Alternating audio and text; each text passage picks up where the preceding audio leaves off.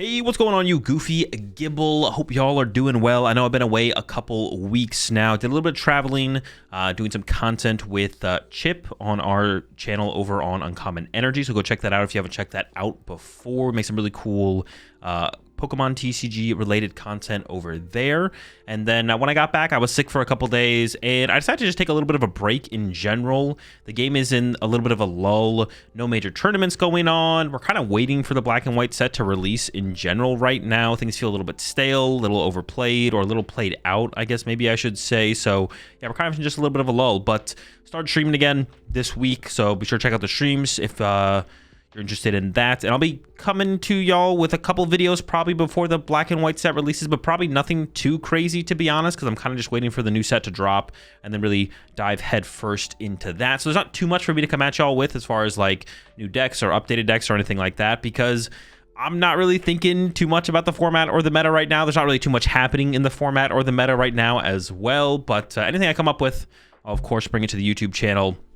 Before we jump into the set review, though, big shout out to Card Coliseum for sponsoring me and my YouTube channel, my content. Check them out over at pkmncoliseum.com. So if you guys need any Pokemon singles or sealed products, get them over at the Card Coliseum. If you want to support me, everything I'm doing here on the YouTube channel, the live streams with the content in general, check them out. They don't have the black and white singles up quite yet, but they'll be going up pretty soon over there. So if you're looking to pick up any of the cards that I'm about to mentioned here in my buy list, check out the Card Coliseum, pkmncoliseum.com. Link, of course, will be in the description. There'll also be a link for the buy list in a shared Google Doc that I'll leave in the description as well. Top link in the description, so check that out. Let's go ahead, let's dive right into this then. Up first, I'll talk about the Superior EX. It did not make its way onto my buy list, though. Got the Royal Cheer ability. Attacks used by your Pokemon do 20 more damage to your opponent's active Pokemon, which is like a good ability. But it's on a stage 2, and the stage 2's attack is pretty mid. Grass triple colorless 150. You may search your deck for up to 3 cards and put them into your hand. So it's doing 170 because of the ability. I mean, I don't know if you theoretically had like 2 more Superior EX in play, which theoretically wouldn't be too hard to set up because you get to search your deck for any 3 cards. You're doing 210, but how are we getting to a grass triple colorless? There's Ignition Energy that comes out in this set that you could use, I guess. There's also Mega maybe, but yeah, overall, nothing spectacular here. I can't even think of like a cool meme deck to actually build around this card. It just kind of seems terrible, to be honest. The only thing I could see is maybe the ability is good enough to include it as like a 101 line in some stage 2 deck that plays Rare Candy. But besides that, honestly, the Superior is pretty mid. Not a big fan of it. This is like a special set. This isn't like a main set release, but honestly, compared to most special sets, there is quite a few cards in here that I think are pretty solid and have competitive potential.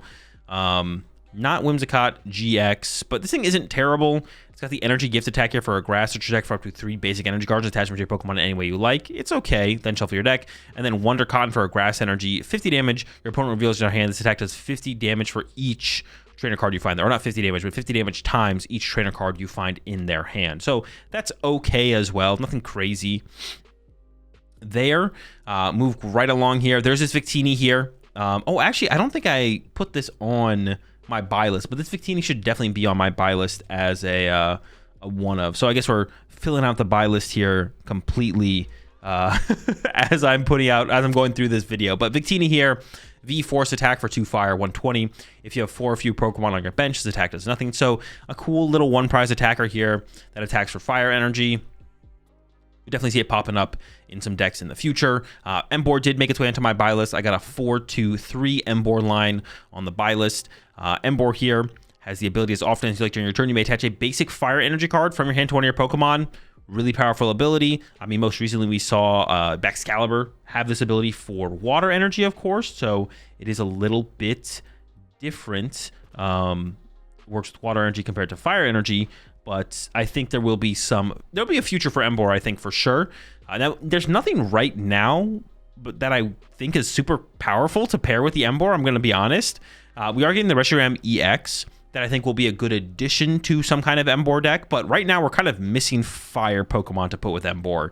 Nothing really jumps out to me as being like, oh, this could work or that could work.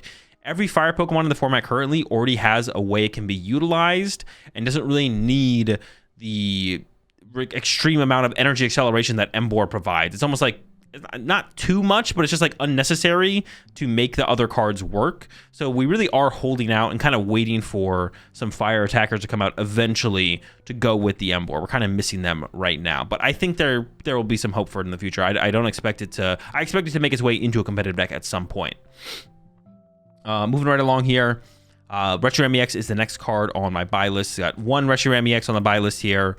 2 colorless energy slash for 50, and then for fire colorless you do 130 damage, and then we do 50 more damage for each prize card our opponent has taken, and then you discard an energy from this Pokemon. So mid game, late game, closer kind of attacker here. If our opponent has only drawn like 4 prize cards, we're doing 330 damage, which is pretty good for a basic EX Pokemon, and the energy cost isn't too crazy either. You know, you're going to need some kind of energy acceleration. Like I said, this will be definitely played in Emboar decks, at least as a one of. And yeah, easily taking big one-hit KOs on stuff like Dragapult and Charizard. And even when Mega Pokemon come out, there's potential for this thing to hit a little bit harder to take out stuff like Mega Gardevoir EX or Mega Lucario EX and stuff like that after they've drawn like 5 prize cards or something like that. So very powerful Pokemon, or fairly powerful Pokemon. It's not like ridiculous. It's nothing crazy here, but it's like one of those cards where it's like, oh yeah, I'll play this as a one of in my fire deck, or when we get to the Zechrom, I'll play this as like a one of in my lightning deck, stuff like that. Samurro did not make its way onto my buy list, but it is one of those cards that I did stop and think about. It's nothing crazy by itself, but it has an okay ability here. Once during your turn, you may switch your active Pokemon with one of your bench Pokemon, then your opponent switches their active Pokemon with one of their bench Pokemon. So it's like a cool little mobility ability. So if you're playing like a stage 2 deck that has rare candies in it, then including like a 101 Samurro in your deck could make sense to help play around some kind of stall or retreat lock strategies. But I just don't see it coming up. We also have another Pokemon currently. There's the Meowscarada, I want to say, that has the same ability. Yeah, I just don't see that. But I don't see either of those things ever being played. Like, I just don't see those being the answer for those situations. I could be wrong, of course. But yeah, it didn't make its way onto my buy list because I just don't think it's going to happen where your answer to some kind of retreat lock or stall strategy would be including a Samurro or including the Meowscarada line. But I think the Meowscarada did make its way onto my buy list for that reason previously, but I've like evolved my thought process on that a little bit. I just don't think it's worth going out of your way to get. I don't think it's going to be that big of a deal. We do the Seismatode here with the round attack. Round is back again. I don't know how many times we've had round attacking Pokemon in the game.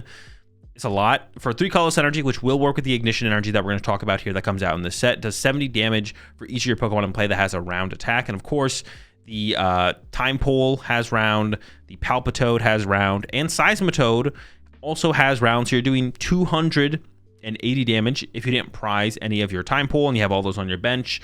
You can play the Ticket, of course, to manipulate your prize cards to be able to have all your round attackers in play. So it's like, okay, but there's no other round attackers in the format currently, I don't think. So you're capping out at 280 damage, not want to KO in the big numbers like the Gardevoir EXs, the Dragapult EXs, and then you're definitely coming up short on stuff like the Mega Pokemon.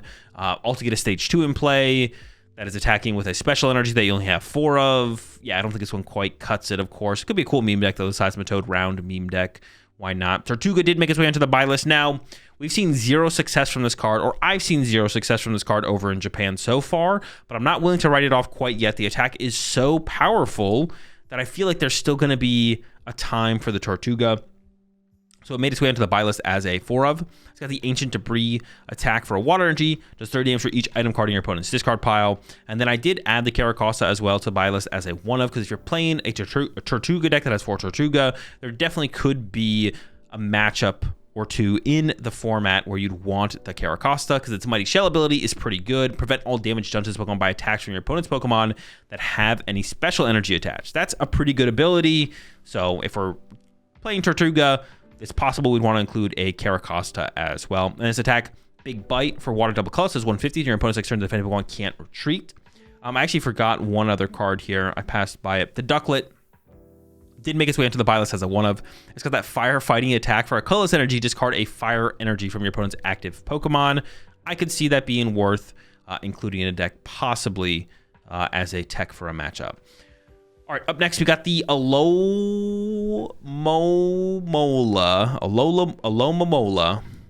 fish Pokemon here. Gentle Fins is the ability. Super powerful ability.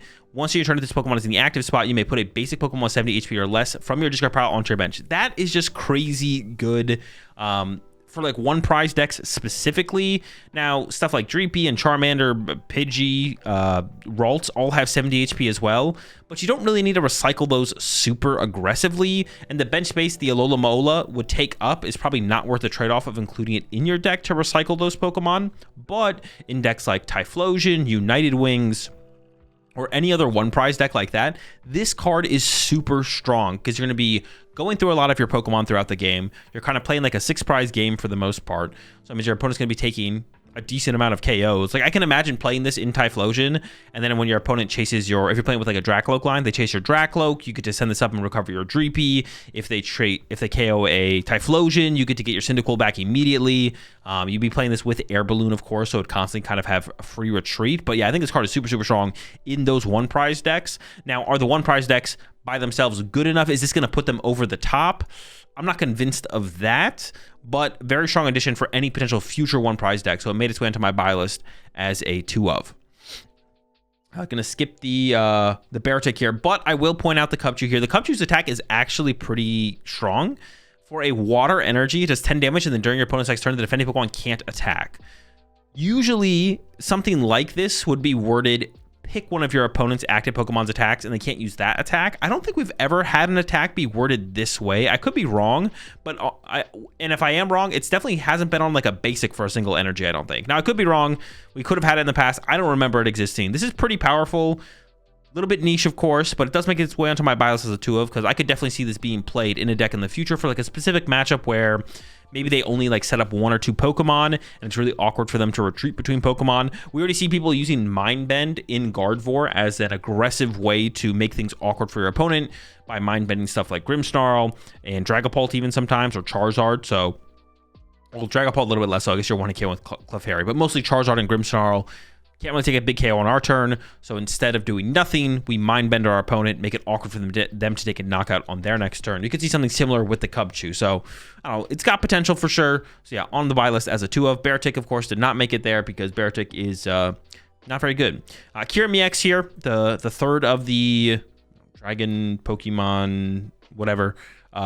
Did not make its way into the buy list. It's got a pretty interesting attack, though. For 2 water and a colorless, Blizzard Burst does 130, and then it does 10 damage to each of your opponent's bench Pokemon for each prize card your opponent has taken.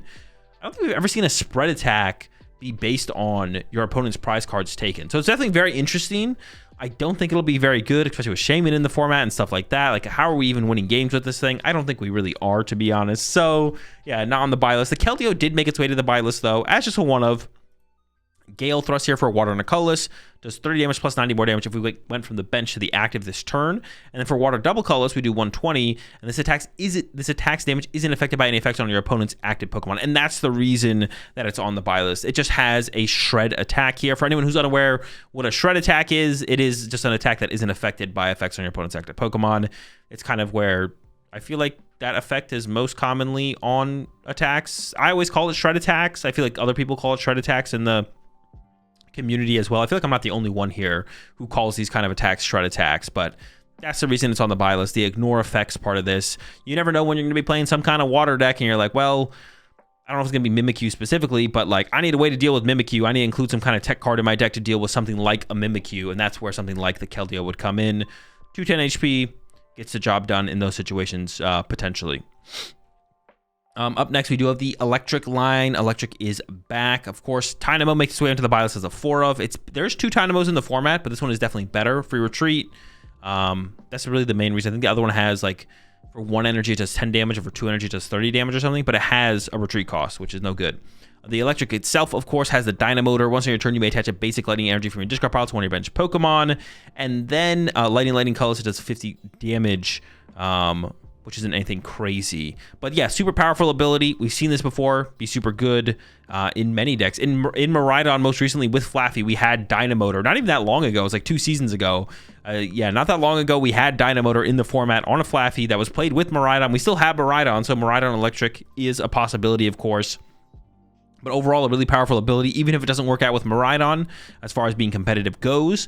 Definitely got a bright future for the electric, that's for sure. This ability is too good to hopefully falter. But yeah, 4/4 Dynamo and electric on the buy list there. Electros didn't quite make it. The attacks aren't anything crazy, just doesn't seem very good overall, so did not include the Electros there. Zechrom, like I mentioned with the Reshiram, did make its way into the buy list as a one-of. It's got a very similar attack to the Reshiram for 2 lightning and a colorless. It does 130 plus 50 more damage for each prize card your opponent has taken, and then we do 30 damage to ourselves, which is fine. I don't think we're too worried about that. But yeah, mid-game, late-game comeback card, like I said, once your opponent's drawn 4 prize card, we're doing 330 damage. That's pretty good. Even once our opponent's drawn 2 prize cards, we're doing 230 damage, which is also pretty good. That's not bad. Those are not bad numbers to be hitting to KO stuff like Phesandipides and Ogreponds and stuff like that. So yeah, I can get the job done pretty quickly in terms of getting those big KOs for 2 prize cards pretty early on. And then of course it scales up into the mid and late game pretty well as well. So yeah, Zechrom, one of on the buy list. Moving along here, I don't think we have that much in the Psychic in terms of the Psychic stuff. Oh, there's a little bit here. First, there's this Gothel, which has an interesting ability. Once during your turn, if this Pokemon is in the active spot, you may have your opponent shuffle their hand into their deck and then draw 3 cards. Now, there's just nothing really great to combo this with in terms of like a hand lock type deck. There's another Gothel that is currently legal that looks at the top 2 cards of your opponent's deck and then rearranges them. So you could like play Gothel with, I don't even know. Like, you have to like put them down to 3 cards in hand with this ability, which you can kind of already do with Unfair Stamp and Iono and Zerosic. So is it even worth it to play the Gothel? Then you have to like hand lock them and control their top deck and also have a win condition. It's just too much. Yeah. Interesting ability. Didn't make its way onto the buy list, but I don't know. If someone can break it and make a cool control deck, I guess it could be cool, but I don't see it being competitive. LGM here did make its way into the buy list as a 2-of. Super powerful attack, similar to kind of the Cubchoo, to be honest, and I don't think this has ever existed on a Pokemon before. For a Psychic Energy, move an energy attached to one of your opponent's Pokemon to another of their Pokemon. Now, the reason this is unique is it can move it from anywhere to anywhere. There's currently a Gengar EX in the format that says when it attacks and hits the active with its attack, you move the energy from the active Pokemon to a different Pokemon, which is okay, but this is actually insanely powerful. It's on a basic Pokemon for a single Psychic Energy. You usually get to move the energy around on your opponent's side of the field at will. Well, at least one energy, right? That's like just really, really good. I don't think we've ever seen an effect like this on a basic Pokemon, or maybe even non-basic Pokemon. Yeah, just super, super powerful, super unique effect on this one. So it made its way onto the buy list as a 2-of. Obviously, one deck that would really hate to go up against something like this would be Dragapult. Can you imagine being the Dragapult player, manually attaching for turn after turn after turn to your Dracolox, and your opponent's just moving your energy to your Badoo? Like, you have a Badoo in the active, you're Badoo in the LGM, and the LGM player is just like, all right, cool, I'll take your fire energy off your Dracolox and I'll put it on your Badoo. Your turn. And then they do 10 damage with their Badoo while they attach again. Like, you just can't attach for turn. The LGM's just going to move it again. So, obviously, up against decks like Dragapult, this would be, like, super annoying to have to deal with. I can't really name too many other decks in the format that would hate to go up against an LGM, but who knows what the future brings. So, 1-of for the LGM on the, or 2-of for the LGM on a buy list. Because I can see some kind of like control style deck playing those for sure. There's this Meloetta EX here, and I didn't put it on the buy list. I don't think there's that much potential for the Meloetta EX. Now, people have been talking about it with it as a attacker to utilize alongside TM Evo specifically, I think has been like the main thing people have been talking about with this. And that's because its ability live debut, if you go first, this Pokemon can attack on your first turn. And yes, it can utilize something like a TM Evo. So it would allow you to go first, attach TM Evo to Meloetta, get it in the active, get an energy on it, and then use TM Evo to evolve your Pokemon on your first turn going first. The problem with that is just think about all the cards I listed. Find the Meloetta, get it in the active, energy for the Meloetta, find TM Evo, and then get Pokemon on your bench to actually TM Evo with. No, that is not a good combo. And then its attack, Echoed Voice, for Psychic Energy does 30 damage during your next turn. This Pokemon's Echoed Voice attack does 80 more damage. Also, nothing crazy. So yeah, Meloetta, I think it's more of a gimmick than anything. Not very good. Yeah, not great. All right, we got this Frillish here, which is pretty good because it evolves into the Jellicent, which is also pretty good. Frillish here.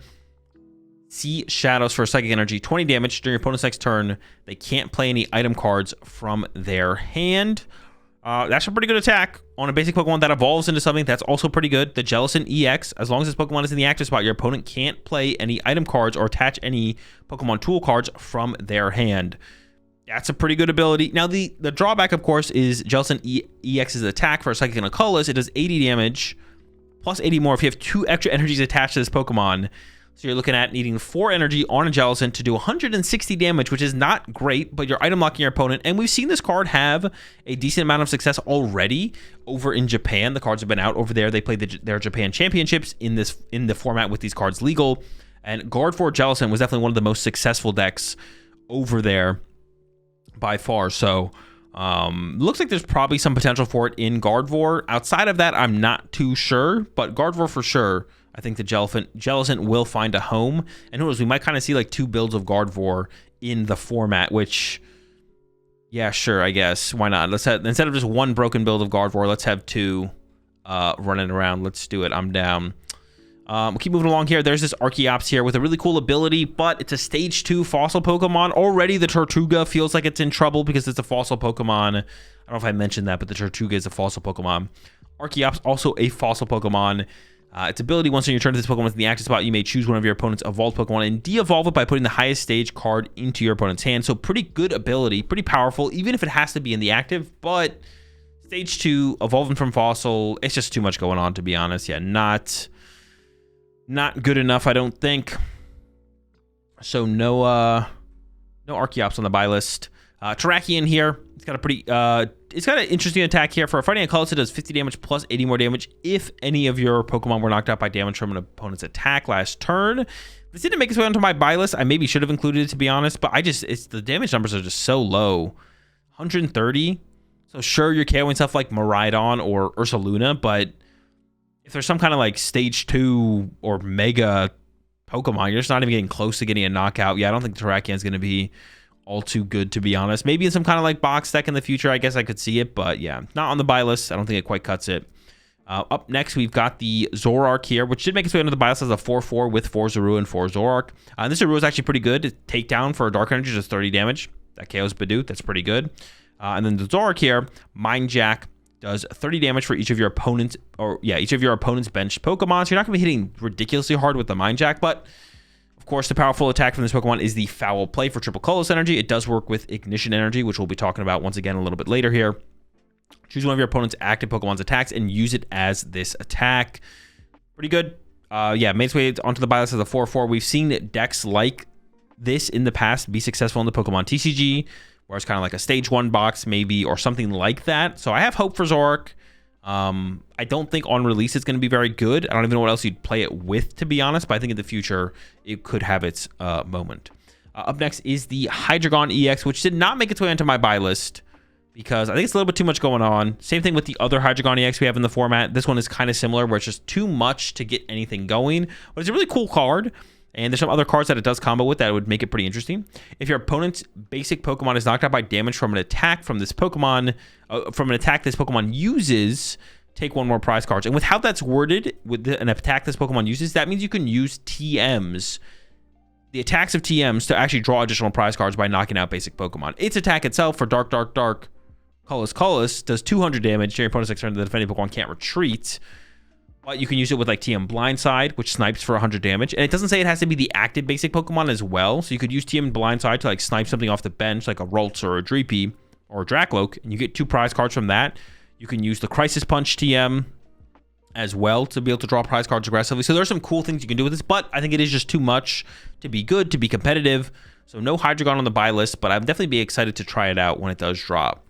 Up next, we got the Mandab Buzz, which actually did make its way onto my buy list.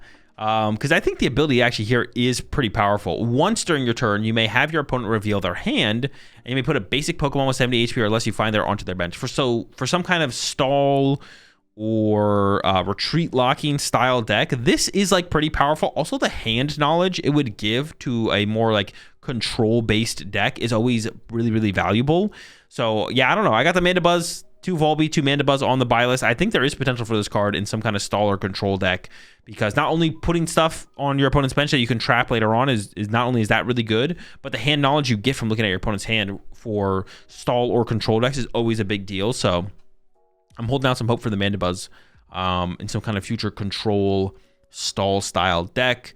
Genex EX here, of course, made its way into the buy list as a 2 of. Super powerful ability. Once on your turn, you may search your deck for 2 evolution metal Pokemon, put them into your hand, then shuffle your deck. Gonna change up how people are playing stuff like Golden Go. It might give Metagross some life as well. Steven's Metagross EX might actually be a viable meta deck once this thing drops. Maybe it needs a little bit more or a little bit time for the meta to shift, but yeah, Genex is definitely going to be given a lot of power over to the metal decks. And then its attack for 2 metal and a colorless is 150 damage to your opponent's next turn. This Pokemon takes 30 less damage from attack, so its attack is nothing special.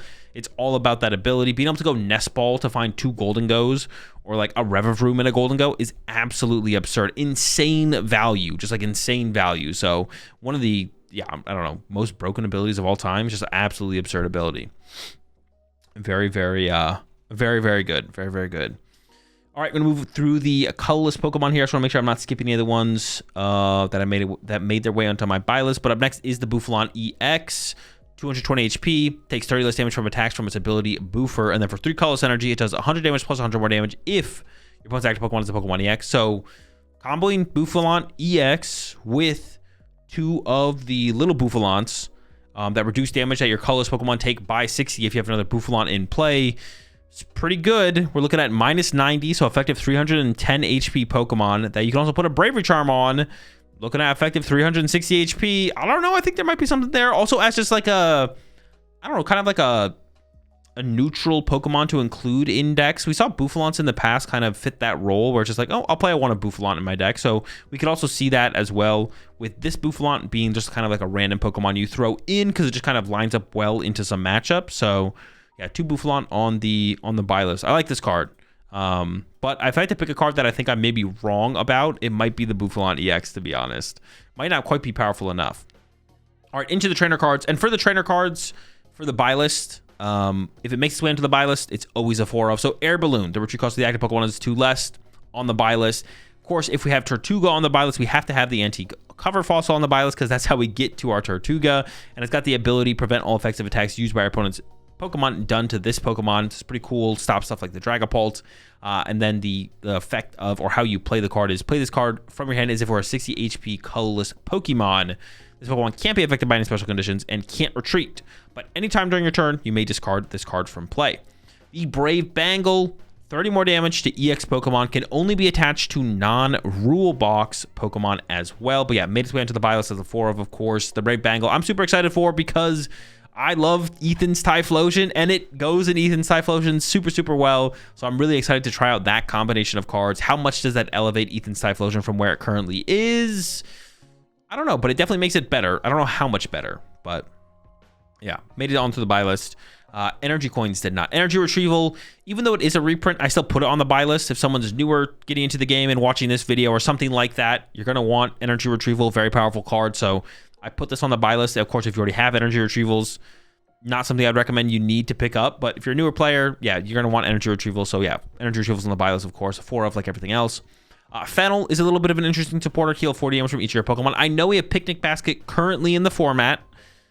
My chat was really made sure to make me aware of that when I was doing this buy list. Usually when I put together the buy list, I do it like live on stream to get some input from my chat, just kind of discuss things back and forth, help me flesh out some of my ideas, stuff like that. So shout out to chat. Yes, I know Picnic Basket exists, but Picnic Basket will rotate before Fennel does. So I don't know. It's a niche supporter. I could see it being used in the future. Specific matchup, yada, yada, stuff like that. Hilda, of course, made its way to the buy list. Search your deck for an evolution Pokemon and an energy card. Reveal them and put them to your hand. So off the rip, seems like it could have some good potential in Dragapult. Brox is still pretty good as well, though. Is this better? Not sure. It finds your Dracloak, plus it finds you your energy. And you can find the Luminous for the Monkey Door. You could find your Neo Upper Energy. So both those things are really, really powerful. I'm not sure if it's better than playing Brox, though, or something like that. So, yeah, Hilda. But besides the Dragapult matchup or Dragapult deck, definitely could see this being powerful in other decks as well. Something like the Slacking EX deck would love a card like Hilda. Also would love Ignition Energy. Will love Ignition Energy. I'm excited to try out that combination of cards as well. So, yeah, Hilda, pretty good. Pokegear 3.0. Once again, like the energy retrieval, it's on the buy list. Obviously, if you have it, you have it. Professor's Research did get reprinted in this set, but its regulation mark is still G. So Professor's Research is still rotating currently with rotation. Someone asked me about that on like my last video where I was like, Boss is rotating, Iono's rotating, Research is rotating. We don't know for sure that they're rotating because they could get reprinted in the set that happens with rotation, but I think all the signs are pointing to Research rotating, Iono rotating, and Boss's orders rotating. The only thing I could see different happening, well, the only thing I want to see happen is I want to see them give us like a hand disruption card like an Iono or something on or between now and rotation. Tool Scrapper, choose up to 2 Pokemon tool cards, attach a Pokemon in play, both your opponents, and discard them. Powerful card. We've had it before. It's always been powerful, or it's always been a solid option. I don't think it'll be great on release. Honestly, there's not that many great tool cards to need to Tool Scrapper away. But if like Cynthia's Garchomp becomes good ever, Tool Scrapper's a good option, stuff like that. So yeah, good card on the buy list, of course. And yeah, on release, I don't think it's going to see a ton of play, but in the future, for sure. Ignition Energy here provides 3 colorless energy, can only be attached to an evolution Pokemon, and then you discard it at the end of your turn. So all the cards that I mentioned with those triple colorless attacks, this is the Ignition Energy I was talking about. Provides 3 colorless energy, discards at the end of the turn. Pretty cool. Also, Wugtrio Mill possibly could be seeing some play with when this card releases. That's actually like, there might be something there. I'm not gonna lie. There might be something there with Ignition Energy plus Wugtrio. Maybe. Because that deck never felt truly terrible. It just like, it couldn't ever get going really aggressively because your opponent kind of dictated when you got access to your reversal energy. But now that we can be more aggressive with the Ignition Energy, I don't know. There could be something. There. Who knows? Prism Energy. As long as this card is attached to a Pokemon, it provides colorless energy. If the Pokemon this card is attached to is a basic energy, it provides every type of energy. It provides only 1 energy at a time. Reprint of Prism Energy. We've had Prism Energy literally exactly the exact same way before as this. Also, Ignition Energy used to be Triple Acceleration Energy. We've had this exact card before in the past as well. So both these cards are basically reprints here. But yeah, Prism Energy is the Rainbow Energy for basic Pokemon. Thank goodness Lugia and Archeops rotated before this thing came out. But a very powerful energy card. Once again, both these did make their way onto the buy list. And that's it. That's my set review buy list for the black and white sets coming out here next week. Honestly, actually, is the official release is on Friday next week. And the cards will be available to be played on PTCG Live on Thursday. So I'm excited to be playing some new stuff. Like I said, getting back into the content stuff. A little bit of a travel break / being sick break, but then I was like, you know what, if I'm going to take a break and just like take some time off from content and all that stuff, the perfect time to do it is right now because meta, the format, everything's in a little bit of a lull, no major tournaments going on, and we're kind of just waiting for the release of this set, but we're only a week away now at this point, or a little bit over a week. But yeah, let me know what y'all think in the description, or in the comment section, comment section down below. Let me know what y'all think. Did I miss anything? Is there anything else that should have been added on my buy list? Is there something that should be not on my buy list? Let me know what you think about the cards coming out from black and white. And then, yeah, the link for everything will be in the description. And I'll catch y'all in the next one. Peace.